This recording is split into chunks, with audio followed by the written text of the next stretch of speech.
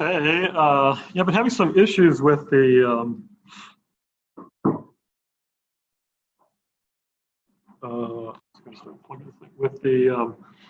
local recordings of the lectures, so I'm going to try recording the cloud this week. See how that goes.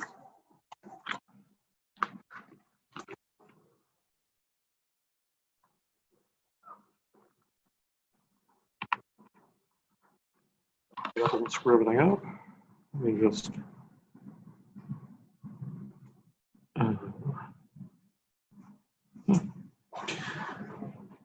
What could possibly go wrong?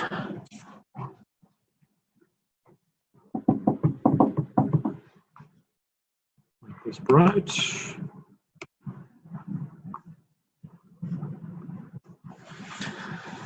So everyone's relaxed and everything from spring break? Did anybody go party anywhere? Fort Lauderdale? Baja?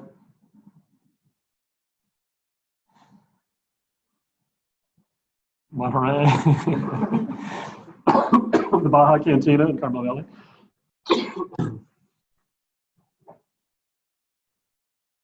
Well, neither did I. So.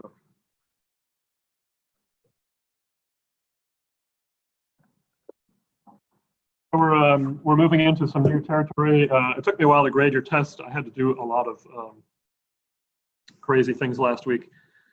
But I just posted your scores, so you can check them out if you haven't yet. And there's still a couple of people who haven't taken the test, so I'll be probably handing back your tests on Wednesday.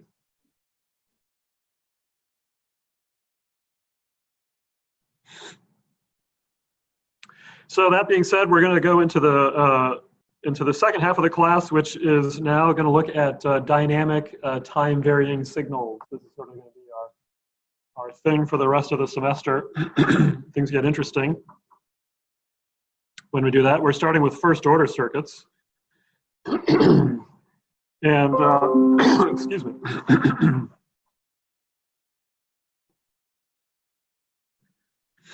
So how likely are you to recommend this Windows 10 PC to a friend or colleague?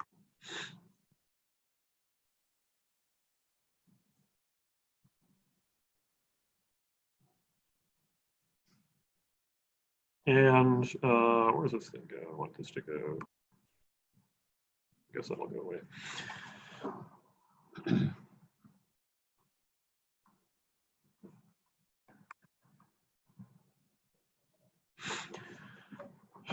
So basically, up until now, we've been using KVL, KCL, and it's always been Ohm's law, V equals R times I. And in in this domain, starting now, we're going to be using V. Well, for inductors, the voltage is going to be L di dt. For capacitors, the current is going to be I times C dV dt. And those are differential equations, which is why the co-requisite of this class is Math 32. And when you just have a single differential in there, then it's a first-order circuit. One energy storage element, either a capacitor or inductor, gives you a first-order differential equation. You also have energy dissipation elements like resistors and sources of energy like voltage sources. And you can also have energy initially stored in the capacitors and inductors themselves, which is called the source-free circuit. That's when you have initially stored energy in a capacitor or an inductor. And that seems a little bit hard to fathom, but that source-free means you don't necessarily have a voltage source or a current source connected to the circuit. Just the energy stored in the capacitor will kick this thing off. Or the inductor, and then of course you can also have regular voltage sources as well. And we'll learn how to switch those too.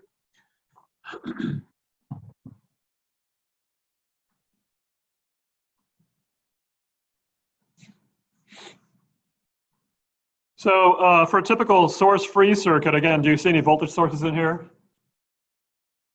Any current sources? No. So that's a source-free circuit. That's why it's source-free. There are no voltage sources or current sources. And given the resistance and the capacitance of these two components, and the initial value is of the capacitor is some V0 voltage, right? That's the initial condition. We're asked to find V of t and I of t. And one way we can do this is with KCL. In fact, the only way we can do this. KCL says if you have IC defined going into the capacitor, IR going into the resistor, leaving that node in the middle, that IC plus IR has to equal 0. And yet there are two different ways of determining I for these things, two different laws, well, or types of laws. I mean, they're both sort of like Ohm's law. The resistor is pretty easy because IR is going to equal VR over R. That's the Ohm's law, which is just V over R because that's the voltage across the resistor. And IC is going to equal C dV dt.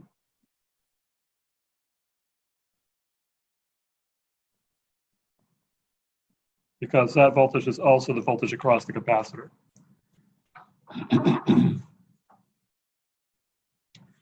So you add those up and you basically get that C dV dt plus V over R equals 0.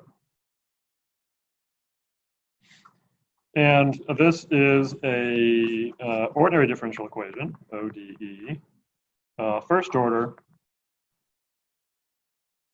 It is linear, and it is homogeneous. Homogeneous because it equals 0, right?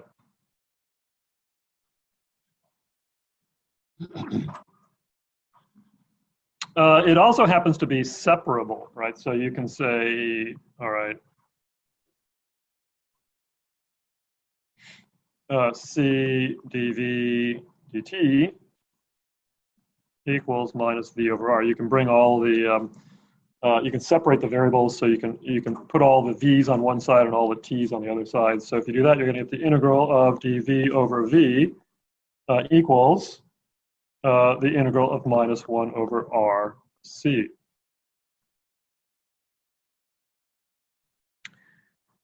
And that gives you the integral of dV over V is the logarithm of V, and it's the logarithm of the absolute value of V. And that equals the integral of that thing, which is minus 1 over RC times T, plus some constant K.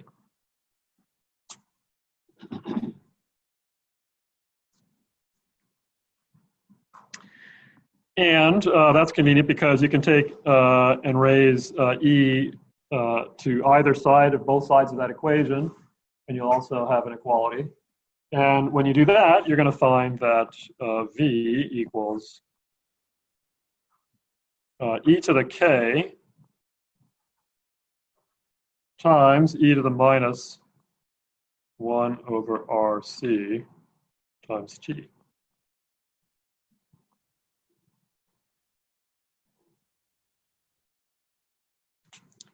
This E to some constant K could just as well be written as a different constant A, right? Because we don't necessarily have to take E to something. So we can just write our V is some A, E to the minus 1 over RC T. This should be pretty familiar from Math 32. And the question is, that's going to be our sort of solution, but then we have to figure out what A equals. This is going to depend upon the initial conditions.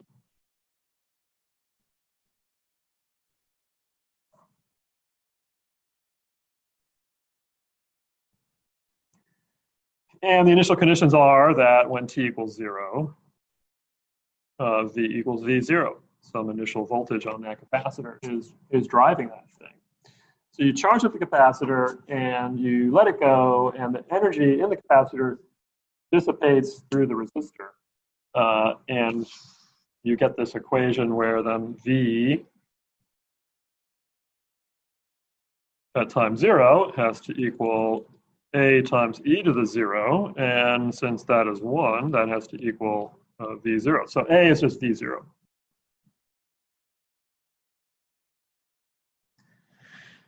And over time, what happens is v of t equals v0 e to the minus t over rc.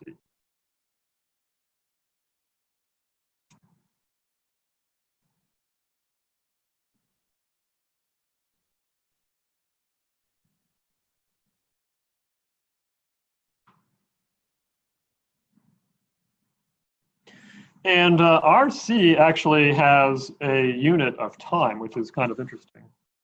You take resistance in ohms and multiply it by capacitance in farads, and what you end up with is something in seconds.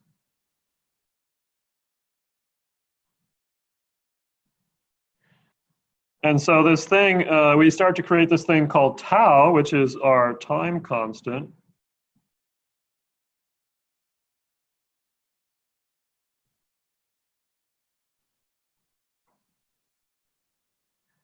Tau basically controls the rate at which the response decays. So you end up with a curve, function of t, where your voltage is plotted versus t, and it starts off at v0 and it decays exponentially.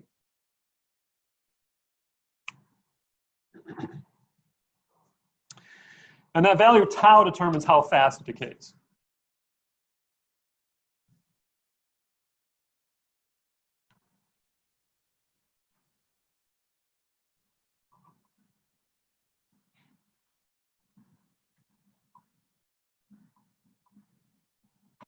So that solution, again, is v of t equals v0 e to the minus t over tau, where tau equals RC. And at t equals tau, if you've gone one time constant away in time from the origin, the voltage at time tau is going to equal v0 e to the minus 1, which is approximately 0.368 times v0. 36.8% of the initial voltage on the capacitor. And IR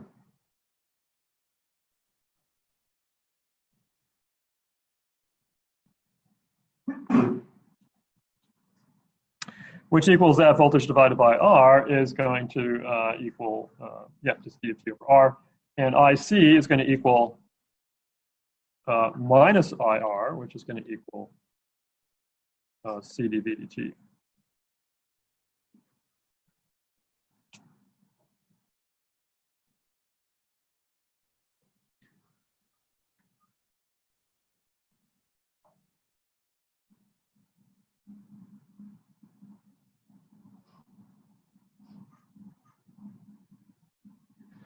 So what happens is, this is natural response, the behavior without external sources. There's no external sources. We've just charged up the capacitor and let it discharge through the resistor. You're going to do that tomorrow in the lab. Did you guys do something like that in physics 3D? You charge capacitors and discharge them? Did you have switches? Did you do anything like that with first order circuits? No? Okay.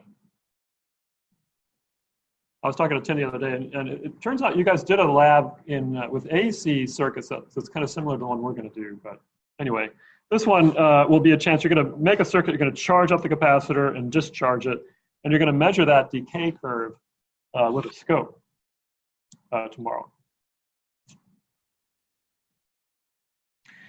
Now, the way this thing works is because when you get to tau, you've lost 36.8%, or you're down to 36.8% of your original value. The larger the value of tau you have, the slower the decay is.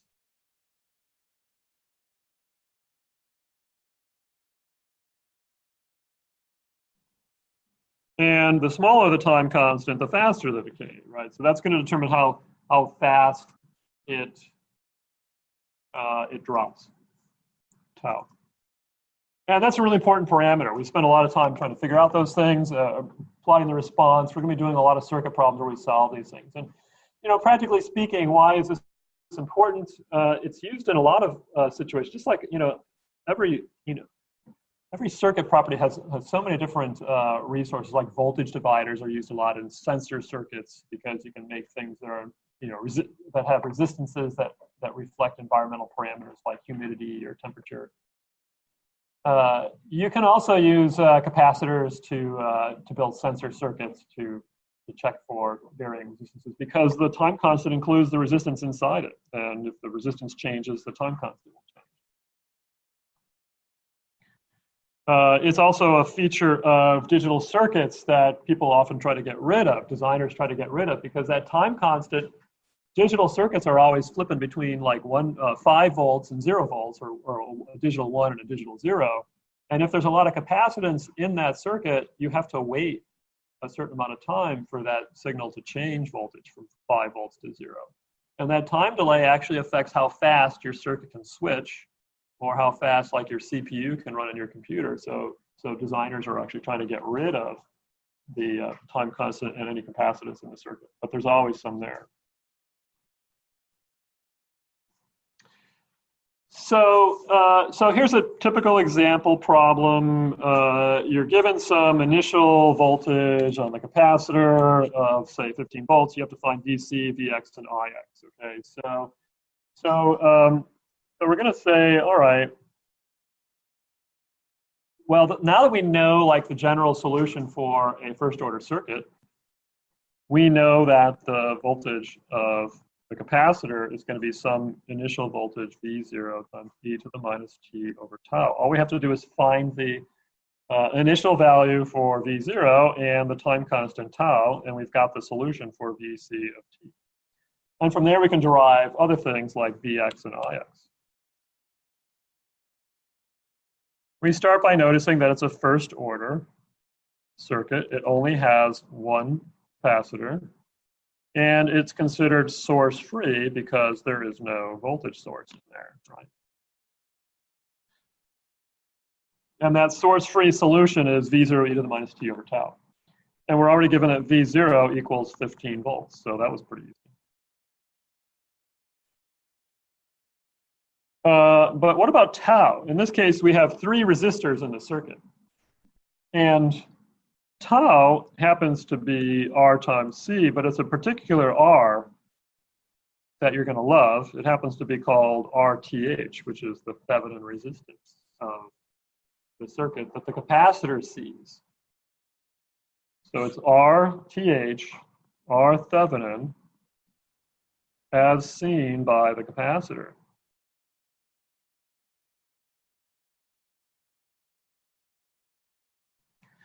So in this case, R Thevenin is, well, what does that capacitor see for R Thevenin? R Thevenin is what?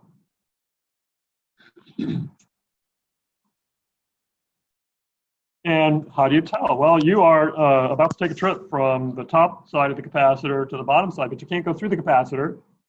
You have to go around. So you're going to start by heading north, and at this point you hit a juncture. You can either go west or you can go east, right? And that forms a parallel path, so you keep on going, and then you come back all down here to the bottom. You come back up and you reach the bottom side of the capacitor, right? 2 parallel pathways means you have a parallel resistance, right? So that's going to be, R Thevenin is going to be the parallel combination of the left branch and the right branch. So that's going to be 5 in parallel with, well, this one is 8 plus 12, so 5 in parallel with 20, so that's going to be 5 times 20 over 5 plus 20, that equals 4 ohms. So this tau then is going to be, as we said, R Thevenin times C. It's going to be 4 times the C of 0.1 farad, 0.1, which equals 0.4 seconds.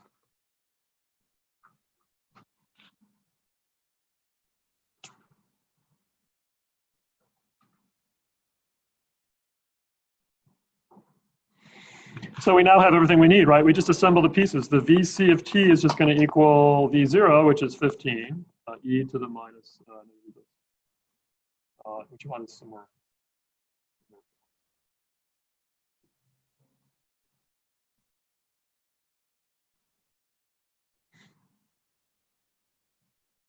15 e to the minus t over 0.4 volts. That's the driving solution of that circuit. The capacitor's voltage is kind of controlling everything else in that circuit.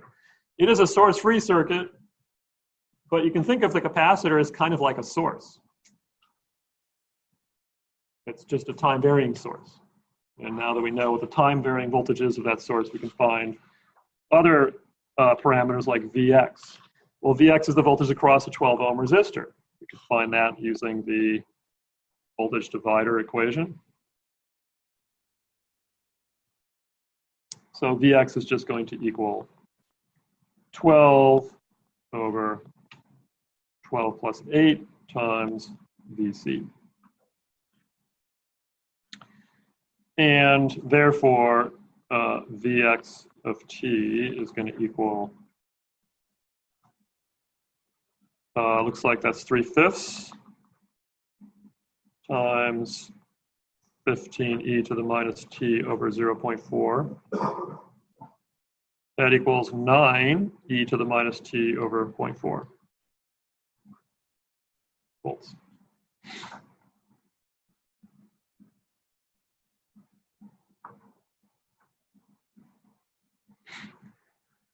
And Ix, which is the current through Vx, is going to equal Vc over 20.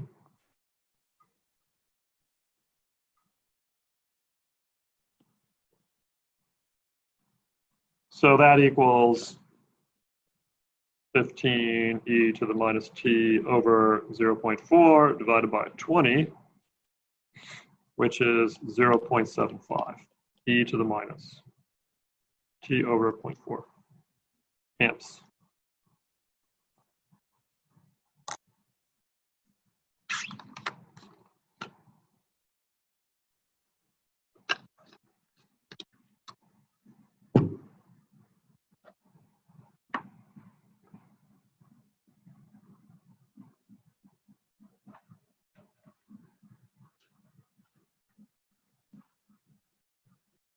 Yeah, Mark? You could also find Ix by taking Vx and dividing by 12, yeah. There's no reason why, just arbitrary. Yeah, any other questions?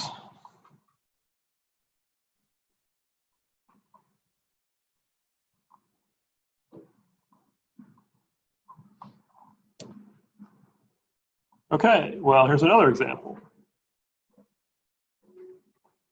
Now, it's a little too easy to just give you the initial voltage, right? How do we know? How do we know the initial voltage is 15 volts? Well, that's given to us, right? Well, in general, it's not going to be given to us, right? We have to find the initial voltage. And here's a circuit that's kind of similar to what you're going to be building tomorrow in the lab. You are going to have a battery or a power supply. In this case, it's 24 volts connected to a resistor, connected to a resistor in parallel with a capacitor. And there's a switch in there. Now, this is our first view of a switch. And this symbol means the switch was initially closed for a long time. And then at t equals 0, it opened. So that allows us to find the initial conditions for the voltage of the capacitor, and then also for the subsequent time for t greater than 0. This, by the way, is microfarads. There's a bit of a typo here. It's 40 microfarads.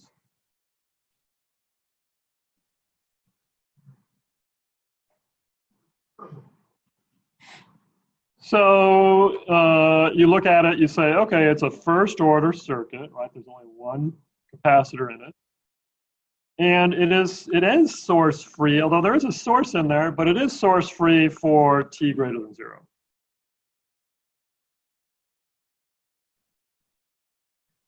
And t greater than 0 is the time of interest that we're hoping to solve this circuit for. So this is considered a source-free circuit.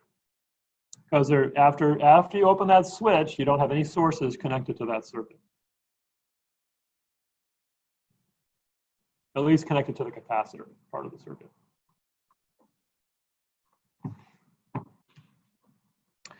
So VC of t is, again, going to equal the same. What's nice about this is, we mentioned differential equations as a prerequisite for this class. Yeah, but how often are we doing differential equations? Not really at all. We just did it to come up with the general form of the solution. We use differential equations for that. From here on out, all we got to do is find these different parts of the solution. Right? To find V0, we got to find tau. You find those two things, you've got your solution. And it's all, you find V0 and tau just by using our normal DC circuit analysis technique. So there isn't really anything terribly difficult math-wise about this. It's just following the procedure. So we got to find V0. Well, let's start with tau. Tau is going to equal, again, R Thevenin times C. And when the switch is open, what is the resistance of seen by the capacitor? The resistance that the capacitor sees after the switch is open.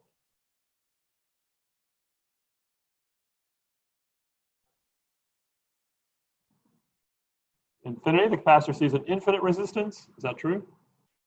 You're driving from the top plus terminal of the capacitor to the minus terminal of the capacitor. Are you going to run into a bridge out situation where you can't get there, so you have an infinite resistance, or is there a pathway? There is a pathway, right? And what is the resistance of that pathway?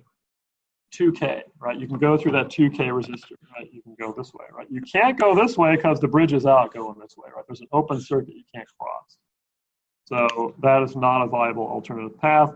There's only one path that has a 2K ohm resistor in it. So R is 2K. And C is 40 microfarads. You multiply those together, you get 0.08 seconds.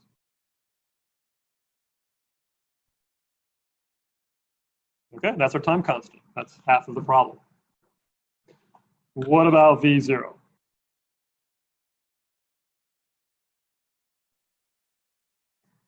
Well, V0 is the initial conditions. We can find it from the initial conditions. And basically, at t equals 0 plus, okay, this is sort of boundary value stuff. I don't think they use this notation in your differential equations class. Do they? Do they talk about t equals 0 plus? Not really, right? But if you think about what 0 plus means, is that you're an instant after that switch has opened. Okay, it's just a microsecond after that switch is open. And the thing is, remember that no jump condition for capacitors?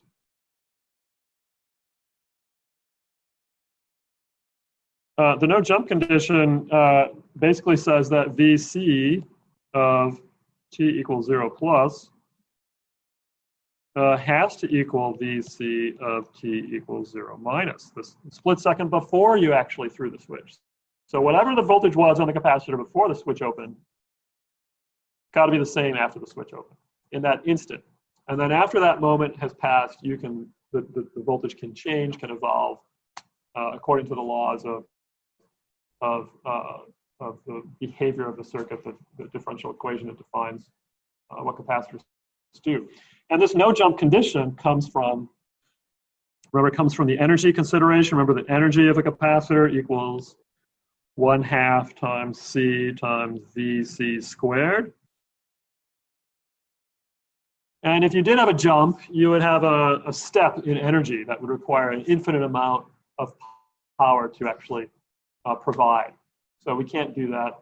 So we have this no jump rule instead. And this basically forms our boundary condition that whatever's happening in the instant before the switch has thrown, it's the same in the instant after, as far as the voltage of the capacitor goes.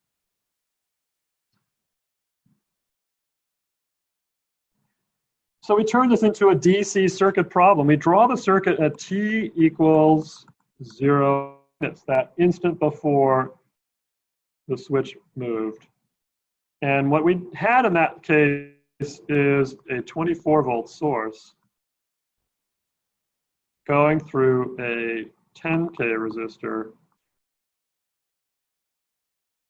that switch being now closed, so I'm drawing that switch there as just 2 dots, going into the 2K resistor, which is in parallel to the capacitor.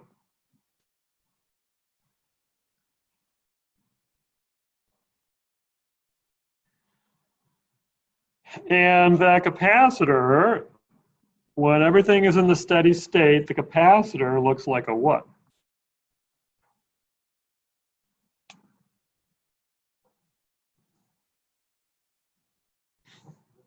Open circuit.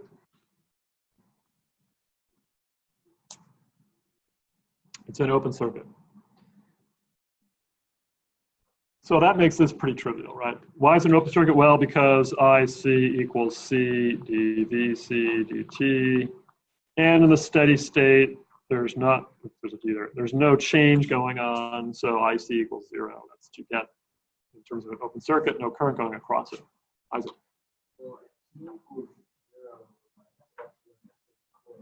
Yeah, at t equals 0 minus, that switch is closed, or a microsecond before t equals 0, and then a microsecond after it, switch is open, right? There's a jump there. There is a jump in the switch, right? But the voltage cannot jump.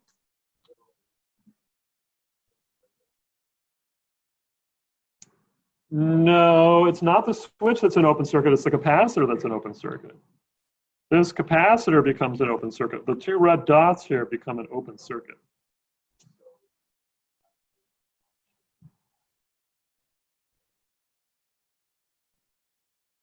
For this capacitor to function, it has to have an open part on the circuit where the switch is? No. The capacitor behaves as capacitors always behave. They follow this rule that IC equals C dV dt. Right, that is the Ohm's law for capacitors. You can't violate that. But in the steady state, if the switch is closed for a very long time, which they always say, the switch has been closed for a long time, that means that any derivative is 0 because you're in a steady state. Derivative means change, right? So if everything's stationary and constant, right, if the voltage is sitting there at a constant value, what's the dVc dt? This is DC, what's dVc dt right now? It's 0. It's a flat line, has no slope. And that means you can't have any current flowing into the capacitor because there's no change in voltage. Isaac? You take the derivative of constant, you get 0. Yeah, that's what I'm saying. Yeah.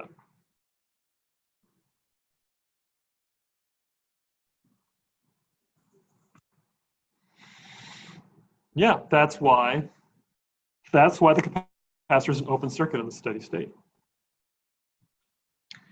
And that makes it really nice because then what we can do is just say, okay, well, this thing is an open circuit. Then all we got to really do is find the voltage across, VC of 0 minus is going to be the voltage across that 2K resistor, right? So VC of 0 minus is just going to be a voltage divider of that 24-volt source, right? So it's going to be 2 over 2 plus 10 times 24.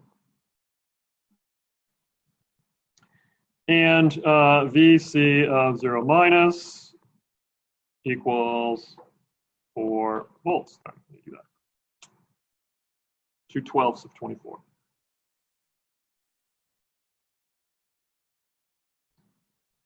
So that's the situation before you threw the switch, right?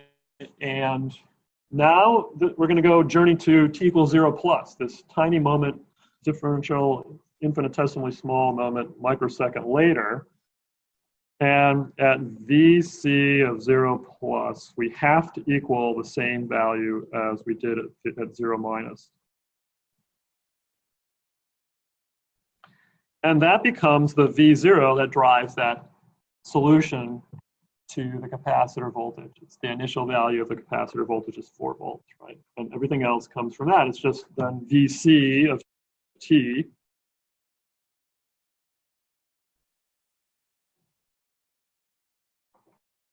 for t greater than 0 is 4 e to the minus t over 0.08. We just take the tau that we found and the V0 that we found, and we assemble the solution. It's pretty straightforward. Yeah. So, and of course, this only applies for t greater than 0. But that's what we're asked to find up here.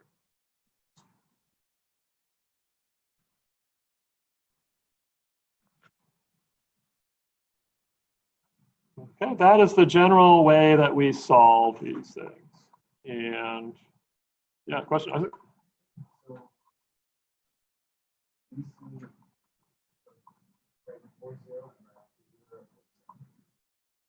So VC right before 0 and right after 0 are the same. That is correct. And the question is, why are they the same?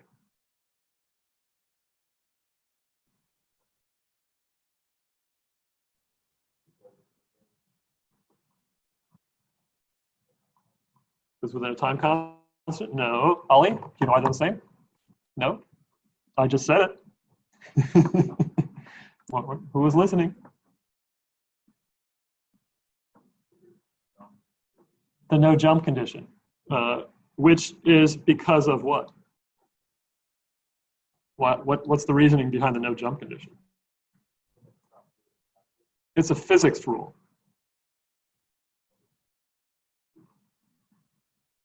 Because the energy of the capacitor is 1/2 CVC squared.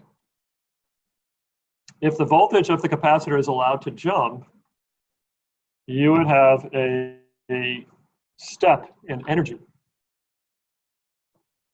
Now, you know the relation between energy and power is that power is the derivative of energy, right? Are you cool with that? In other words, you know, so power is sort of the rate of change of energy. And if you have a step in your energy, because you had a step in your voltage, the derivative of that is infinity, is infinitely large, right? That means in order to get a step in voltage, you would have to have an infinite amount of power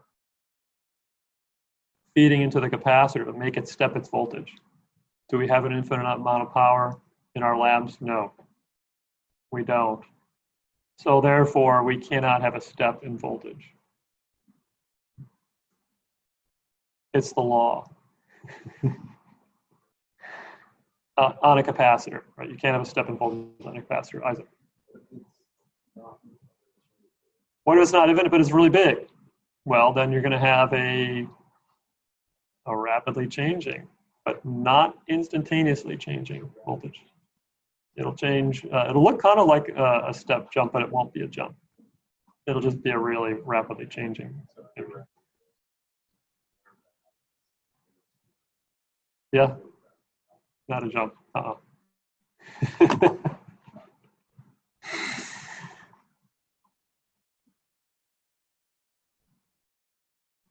Yeah, something you will never see in this class. Maybe you'll be working on the railgun project at the Naval Postgraduate School. You know what the railgun project is? It's a giant RC circuit. That's a great example of RC, first order circuits. The railgun, they're making, you know, they're thinking it might be better to arm, you know, ships at sea with large nuclear reactors that can generate a lot of power and have rail guns that don't take any explosives, and you just fire a big pulse. So what they do is they charge up a capacitor bank on the ship from the nuclear power or whatever power source they have over time, and they dump a whole bunch of energy into that thing. It becomes a source-free circuit because then they when they're ready to fire, they just close the switch, like this switch right here. In this case, you're closing the switch. No, actually, sorry.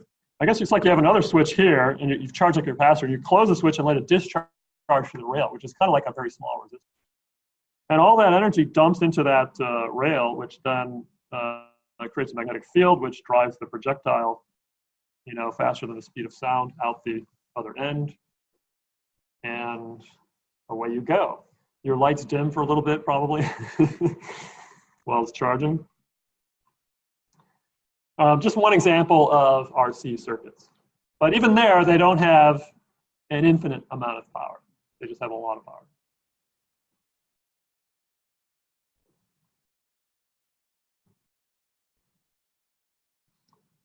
Cameron, by the way, is working on that. He's been working on that railgun for a while. We should ask him. Maybe he could give us a tour at some point.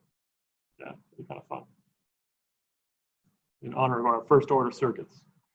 So that's an RC circuit. With RL circuits, it's pretty similar, but you know, as with everything, circuits, it's the dual, right? So for an RL circuit, if we're given RL, and we say we're given the initial current is some value I0, we got to find I of t. KVL says in this circuit that the way we've drawn things here with the plus and the minus that way allows us to write it without any minus sign. So VL plus R times I equals 0 when you're doing KVL. But we know that VL equals L di dt for an inductor. And L di dt plus R times I equals 0.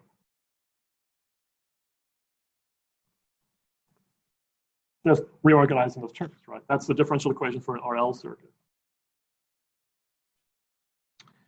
Well, so, okay, that means L di dt equals minus Ri. This is the same old story. We integrate both of these things. You know, we can separate them. Di over I equals minus R over L. We then integrate this with the groups dt there. And we end up getting, you know, logarithm of I equals, and the magnitude of I equals minus R over L plus some K. We put both of those, raise those, both of those to the E. And so our I equals E to the K, E to the minus R over L times T. And our I of T then is going to equal some A E to the minus R over L times T. That's an L, not a C, that's an L. And our I of 0 equals, is going to equal some A e to the 0, which is just 1. So that becomes our initial current that we need to solve this. And I of t equals I0, e to the minus R over LT.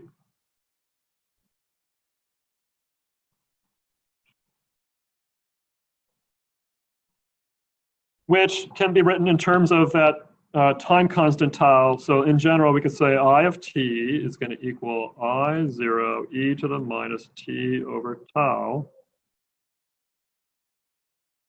And tau equals L over R.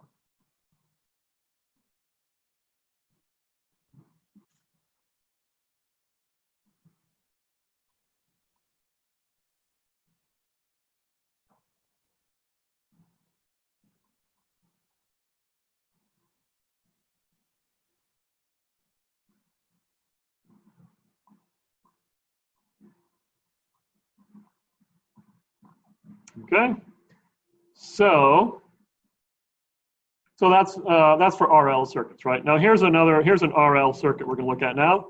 Whoops, the wrong way. We're given that the I0, this is the I of interest, is 10 amps through that inductor. We got to find I of t and Ix of t, but oh, wait a second, we've got a dependent source there. We're still going to call this a source-free circuit because there's no independent sources there, right? It's a source-free first-order circuit. So the solution is going to be of the form IL of t is going to equal I0 e to the minus t over tau.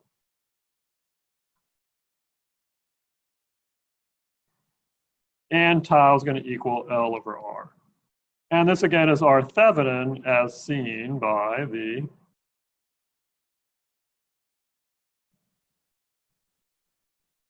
inductor.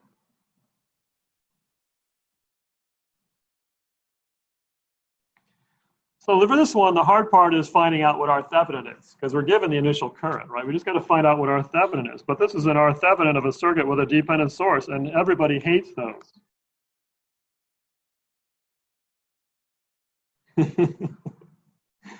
as demonstrated on test 2.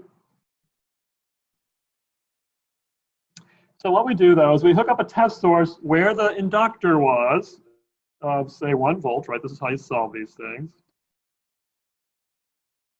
we say V test equals 1 volt. And we find the I test that goes into that circuit, right? So we have our 2 ohms, we got our 4 ohms, we got our 3ix plus minus, like so. And we've just hooked up a 1 volt source where that inductor was, right? We pull the inductor out of the circuit and we hook up a 1 volt source there. We got to find what is the current going into that thing. When we do that, we got to find out what I test is.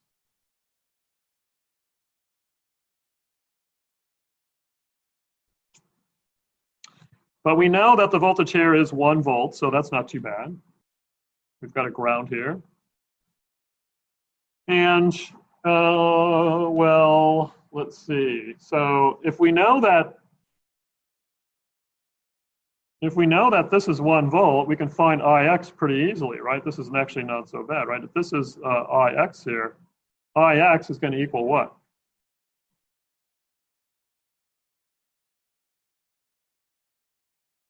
Sorry? It's going to equal 1/2.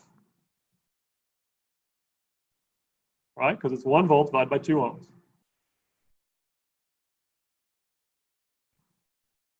And then this is a voltage source that equals 3Ix. That's going to have to equal 3/2. So this voltage here is going to be 3/2 of a volt.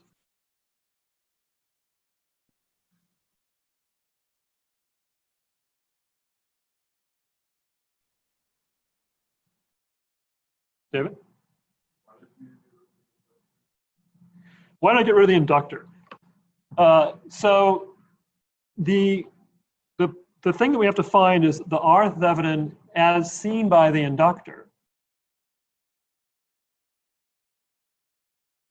So that's the same equivalent of like when you had a load resistor and you wanted to find out what's the maximum power you can get to that load resistor.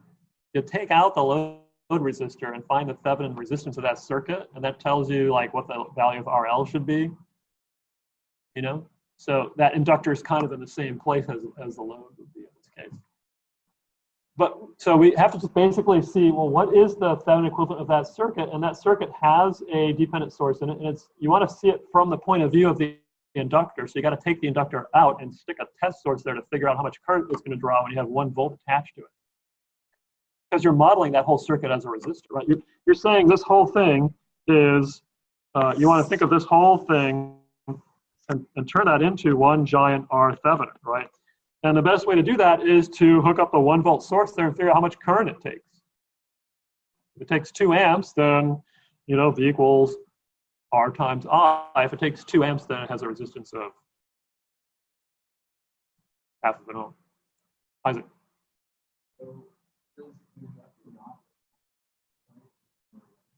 Does the inductor not affect the current in a linear way?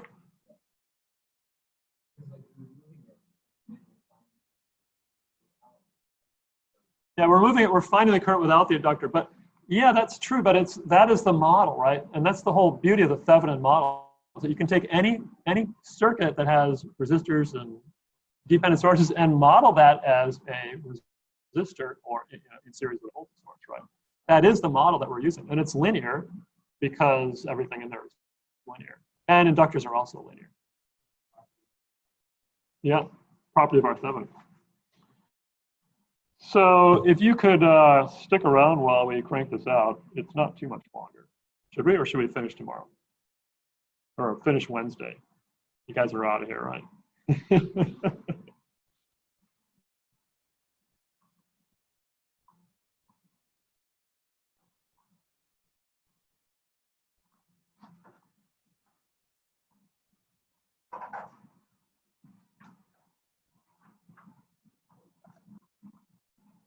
Okay. We'll pick up on Wednesday.